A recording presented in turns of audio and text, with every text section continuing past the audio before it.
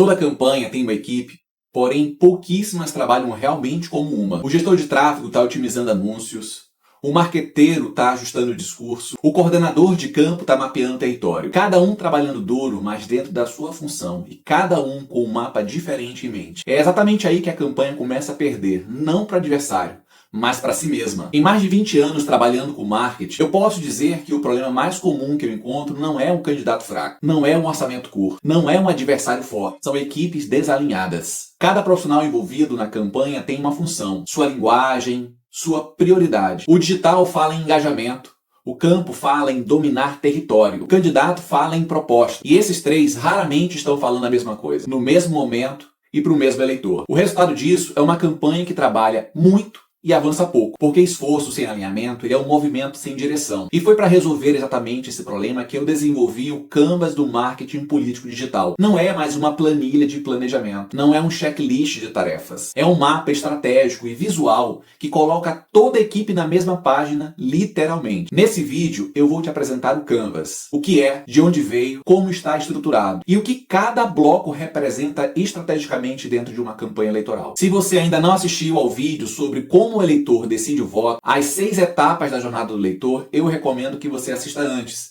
Vou deixar o link aqui na descrição do vídeo. O Canva e a jornada são 2 frameworks complementares. O Canva, ele mapeia aonde a campanha está e a jornada mapeia aonde o eleitor está. Os dois juntos formam a base de um método para vencer eleições. O Business Model Canva foi criado em 2000, em 9 blocos visuais que permitem que empresas visualizem, discutam e ajustem o seu modelo de negócio inteiro em uma única página. É uma lógica bem simples, porém muito poderosa. Quando você consegue ver a sua estratégia por inteiro ao mesmo tempo, as inconsistências do seu plano aparecem. Os blocos que não se conectam ficam visíveis e as prioridades ficam claras. Em 2018, eu já havia terminado o meu mestrado e eu estava trabalhando em algumas campanhas eleitorais e comecei a testar essa lógica para ver se ela funcionaria dentro de um planejamento de campanha política. O que eu precisava era uma ferramenta que reunisse em um único quadro as decisões mais críticas de uma campanha. Quem é o candidato? Quem é o eleitor? Qual é a sua proposta? E como vamos chegar até o eleitor? Tudo em um só lugar e que permitisse avaliar se as estratégias faziam realmente sentido. A diferença fundamental em relação a um plano de campanha comum é que o Canva ele não é preenchido pelo estrategista e entregue para a equipe. Ele é construída pela equipe inteira, em torno de um mesmo quadro, a partir de um mesmo desafio. E isso muda tudo. Antes de aplicarmos o Canva, é preciso escolher qual o desafio que a equipe vai enfrentar. Não é a meta, não é o objetivo. É um problema de planejamento que precisa ser resolvido. Quando o desafio ele não está claro, a ferramenta não entrega o resultado que deveria entregar. Uma campanha que define como desafio como ganhar a eleição não tem um desafio estratégico, ele tem uma aspiração. Um desafio real pode ser, por exemplo, como tornar o candidato mais conhecido entre eleitores mais jovens do interior. Outro exemplo é como responder às críticas que o candidato não possui experiência. Mais um exemplo, como aumentar a intenção de votos nas comunidades X e Y. Essa precisão na definição do desafio muda todas as decisões que vêm depois. Mas como você já pode imaginar, o Canvas de Marketing Político Digital é uma ferramenta que você e sua equipe devem usar constantemente durante toda a campanha. Sempre que surgir uma questão estratégica que mereça ser respondida de forma integrada. A primeira etapa do Canva, ele é dividido em 3 blocos e a sequência importa. O primeiro bloco é o contexto. Antes de falar do candidato, a campanha precisa ler o cenário. Qual é o tipo de eleição? É municipal, estadual, federal? Qual é o clima político do momento? O partido com o qual você está trabalhando, ele está na situação ou na oposição? Qual é o nível de polarização da sociedade? Existem disputas regionais que afetam o voto? A literatura política já comprova que candidatos governistas e candidatos de oposição operam em lógicas completamente diferentes entre si. Um candidato com acesso à máquina pública, ele tem vantagens estruturais de visibilidade que moldam as estratégias de território. Um candidato de oposição precisa de uma lógica diferente, mais dispersa, mais ideológica, mais dependente das redes de influência. O contexto não é só um background da campanha. Ele é o primeiro filtro estratégico. Tudo que vem depois precisa fazer sentido dentro dele. E todos os envolvidos precisam ter a mesma leitura do contexto. O segundo bloco é o histórico. Não é uma biografia. Ele é um inventário estratégico sobre o candidato. Quais são as suas experiências, suas entregas e quais provas de capacidade são relevantes para este desafio nesse contexto e para esse eleitor. A ciência política define campanha como uma disputa de mundos possíveis. O mundo como está versus o mundo como poderia ser. Para o eleitor acreditar no mundo prometido, o candidato ele precisa se estabelecer como um garantidor crível dessa mudança. Alguém que já provou em algum momento que tem capacidade real de entregar aquilo que promete. O bloco de histórico serve exatamente para isso. Construir as provas de credibilidade do garantidor. Sem isso, qualquer proposta é só promessa. As informações que você vai reunir durante a aplicação do Canva vai formar um acervo rico e incremental que irá enriquecer a ferramenta ao longo de toda a campanha. O terceiro bloco é o foco, é a causa. Não basta ter a história, precisa ter direção. Qual é o propósito político do candidato? Qual é a causa que organiza tudo que ele representa? Quando o foco e a causa estão bem definidos, a comunicação ganha coerência. A equipe sabe o que dizer e o que não dizer, o que reforçar e o que deve evitar. Quando está ausente, a campanha fala tudo e não comunica nada. Porque cada profissional ele procura preencher um vazio com a sua própria interpretação sobre o candidato. A segunda etapa ela tem 2 blocos e é onde a campanha para de falar de si mesma e começa a ouvir. O quarto bloco é o do público e das personas. O eleitor ele não é uma massa homogênea. Ele tem características, comportamento, repertórios culturais e ponto de tensão específico. A persona não é uma caricatura demográfica. Ela é uma representação do eleitor real, construída a partir de pesquisa que deve orientar toda a comunicação. A decisão de quem é o público prioritário é uma das mais difíceis de uma campanha, porém extremamente necessária. Uma campanha que tenta falar com todo mundo, na verdade, não fala com ninguém de verdade. Não consegue criar conexão. O quinto bloco são as dores e as soluções. A neuropolítica mostra que o cérebro do eleitor não processa a campanha de uma forma linear e racional. Ele atribui valor emocional ao candidato antes de avaliar qualquer proposta. E ele rejeita mensagens que conflitem com a sua identidade política prévia. Isso significa entender as dores reais. Não as percebidas pela equipe dentro de um escritório, mas as vividas pelo eleitor da vida real. Isso é o que separa uma campanha que consegue conectar de uma campanha que apenas informa. A pergunta estratégica desse bloco não é o que queremos comunicar. É o que o eleitor está sentindo.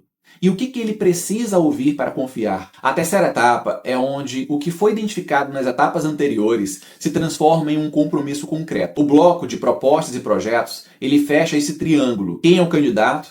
Quem é o eleitor?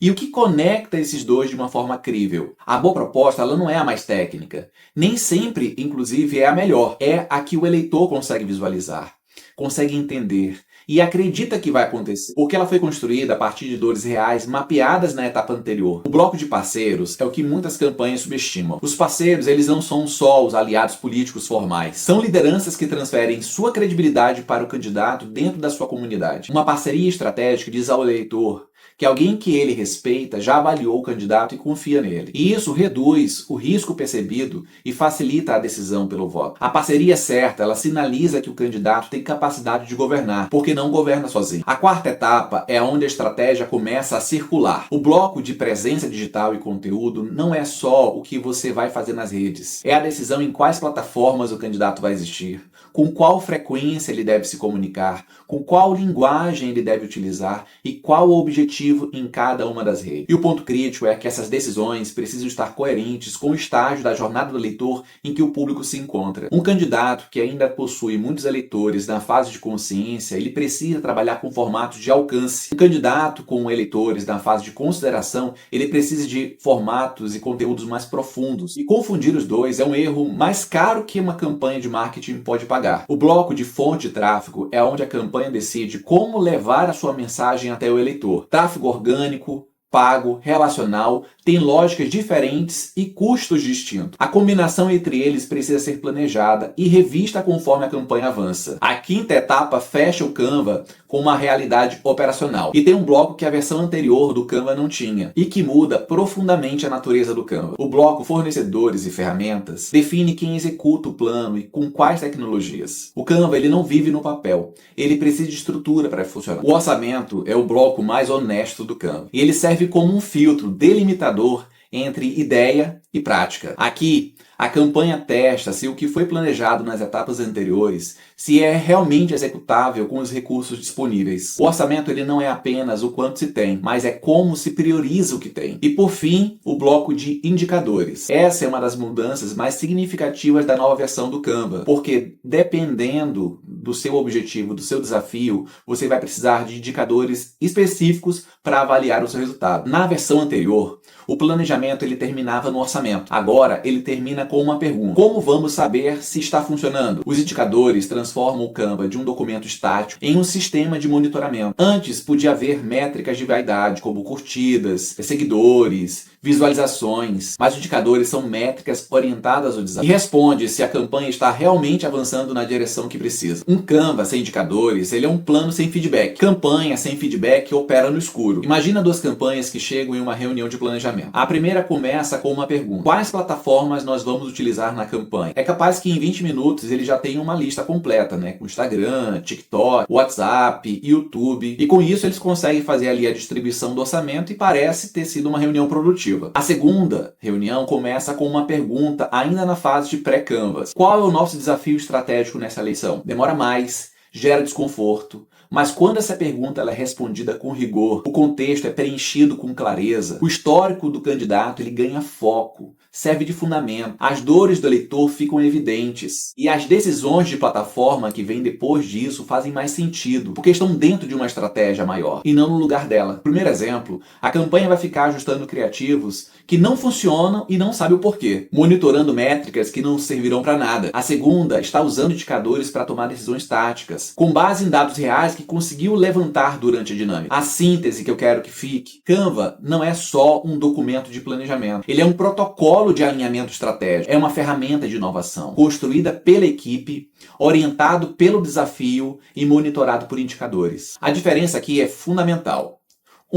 É um documento elaborado pelo estrategista e entregue para a equipe. O outro, ele é um protocolo de alinhamento construído junto com as pessoas, ao redor de um mesmo quadro e a partir de um mesmo desafio. Isso não é só um detalhe de processo, é o que garante que todo mundo está lutando a mesma luta. Um único Canva aplicado não resolve toda a eleição. Ele organiza as perguntas em uma ordem certa para que as respostas façam sentido. E na política, a ordem das perguntas define a qualidade das decisões. No nosso próximo episódio, eu mostro como aplicar o Canvas na prática, quando usar na pré-campanha versus durante a campanha eleitoral, como você deve conduzir a dinâmica com a equipe, quais são os erros mais comuns no preenchimento e como o Canvas serve para conectar as 6 etapas da jornada do eleitor. Antes disso, me conte aqui nos comentários: qual é o maior desafio estratégico da sua campanha em 2026? Tenta formular uma frase com o desafio estratégico da sua equipe, que eu te digo se isso é realmente um desafio real e estratégico ou se ainda é uma aspiração. Não esqueça de curtir o vídeo, seguir o canal,